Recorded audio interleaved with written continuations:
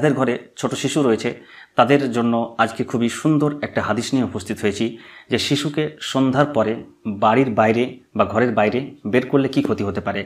হযরত জাবির রাদিয়াল্লাহু তাআলা আনহু থেকে হাদিসটি বর্ণিত হয়েছে।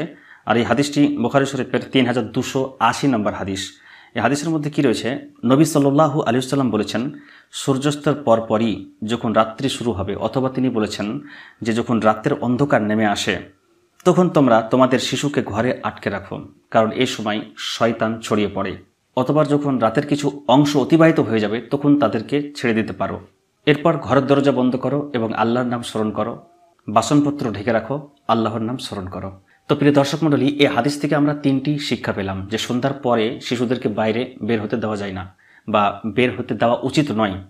কেন? কারণ শয়তান ছড়িয়ে পড়ে বিভিন্ন অসুয়াশা দিতে পারে বা বিভিন্নভাবে ক্ষতি করতে পারে। আর দ্বিতীয় নম্বর যেটা হলো যে দরজা বন্ধ করার সময় কিন্তু আল্লাহর নাম নিতে হবে, অর্থাৎ বিসমিল্লাহির রহমানির রহিম বলতে হবে। আর কোনো বাসনপত্র থাকলে সেটা ঢেকে রাখতে হবে। তো যদি খালি রাখা হয় তাহলে বিভিন্ন রকমের পোকামাকড়, বিভিন্ন রকমের ইনফেকশন তার মধ্যে আসতে পারে। ঠিক আছে? তো এই ক্ষেত্রে কি করতে হবে? ঢেকে রাখতে হবে। এটা নবীজির শিক্ষা।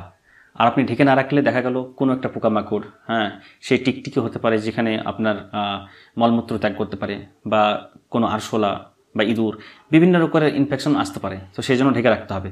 তাহলে শুধুমাত্র পাত্র ঢেকে রাখার কথা বলা হয়েছে, তাহলে খাবার থাকলে সেটাকে আরও সুন্দরভাবে ঢেকে রাখতে হবে। কারণ খাবার যদি ঠিকঠাক ঢেকে না রাখা যায় তাহলে বিভিন্ন ইনফেকশন হয়ে গেলে অনেক সমস্যা হয়ে যায় এবং শেষ পর্যন্ত হাসপাতালেও গিয়ে ভর্তি থাকতে হয়, কারণ খাবার প্রয়োজন হয়ে যাওয়া খুব কঠিন। তো সেই জন্য এই যে হাদিসটায় 3টা শিক্ষা আমাদের মনে রাখতে হবে। এখন শিশুদেরকে যদি বাইরে বের করার প্রয়োজন হয়েই থাকে তাহলে রাত্রিটা যখন একটু গড়িয়ে যাবে তখন শিশুদেরকে বের করা যেতে পারে, কোনো সমস্যা নেই। তো এই হাদিসটি খুবই শিক্ষামূলক, অবশ্যই আমল করার চেষ্টা করবেন। আশা করি ভালো লেগেছে। ভালো লাগলে অবশ্যই বন্ধুদের সঙ্গে শেয়ার করবেন। আর এই চ্যানেলটি সাবস্ক্রাইব করে নেবেন, তাহলে ইনশাল্লাহ এরকম আরও অনেক সুন্দর সুন্দর ভিডিও পেতে থাকবেন। তো সকলে ভালো থাকবেন। আজ এই পর্যন্তই। আসসালামু আলাইকুম।